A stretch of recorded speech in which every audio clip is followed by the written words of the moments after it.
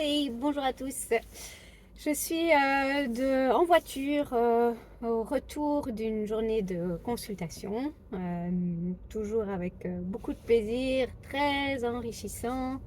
J'espère pour mes patients, mais aussi pour moi. Et je vous fais une petite vidéo parce que j'ai envie de vous partager quelque chose qui est ressorti plusieurs fois aujourd'hui. Alors, le hasard sans doute, mais je me suis dit que ça pouvait aussi vous intéresser. Alors, c'est typiquement euh, quelque chose ici qui a lieu, on va dire, au bout, donc après une première consultation, clairement, on va dire que c'est à l'ordre du jour pour une deuxième, troisième consultation, quand les choses se sont mises en place, que vous avez fait des changements, qu'on commence à avoir des résultats, et puis qu'on est dans une phase, et quoi, et maintenant, qu'est-ce qu'on fait?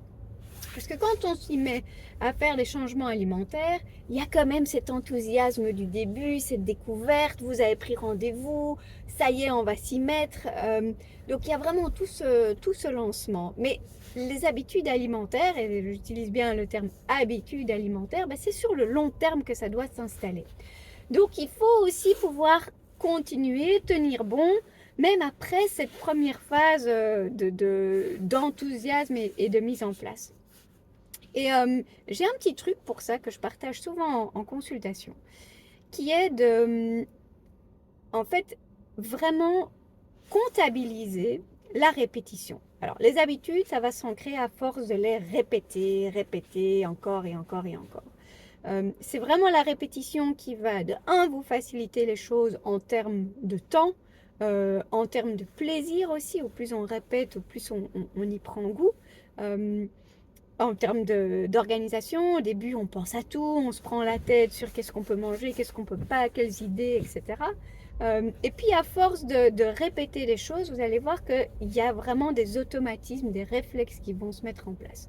Eh bien, cette deuxième phase, après la mise en place de tout ce qui est nouveauté, etc., c'est une question de répétition. Alors, pour que ça reste chouette et motivant, euh, moi, ce que je propose, c'est vraiment de comptabiliser la répétition. Donc, de se dire, voilà, j'ai mis en place deux ou trois nouvelles formules de petit déjeuner. J'ai fait deux, trois plats le soir qui me plaisent vraiment bien, qui sont chouettes. Ou le midi, j'ai fait une nouvelle combinaison et c'était sympa. Eh bien, on en garde comme ça entre, on va dire, 3 et 6. 3 et 6 nouvelles recettes ou nouvelles compositions.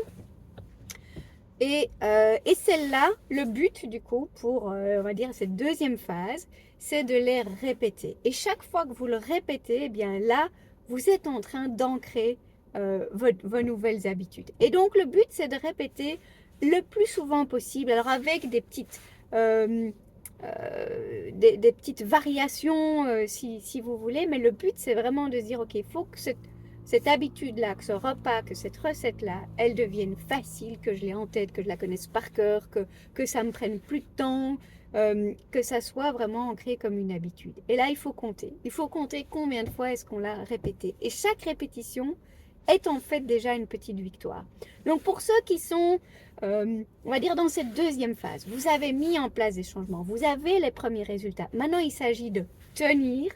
Eh bien, pour cette première phase de tenir, je vous conseille vraiment de consciemment choisir certaines de vos formules, de vos recettes et de calculer le nombre de fois dans les 2, 3, 4 semaines qui suivent où vous les répétez. Et au plus vous avez de petites barres, au plus finalement vous dites ok, ben, je suis en train d'ancrer les changements aussi. Alors j'espère que ça vous est utile ce petit truc et ben, je vous dis à bientôt pour d'autres astuces. Bonne soirée.